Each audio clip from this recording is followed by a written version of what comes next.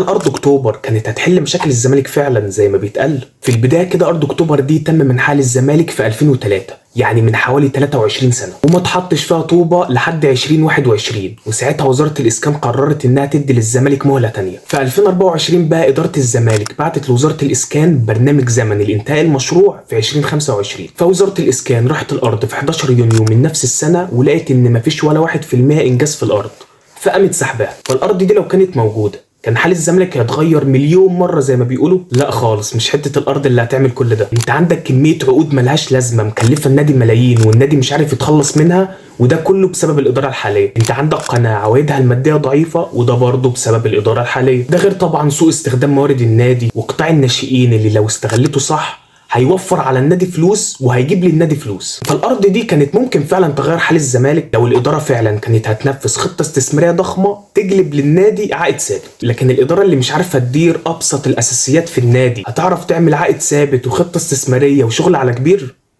الله اعلم.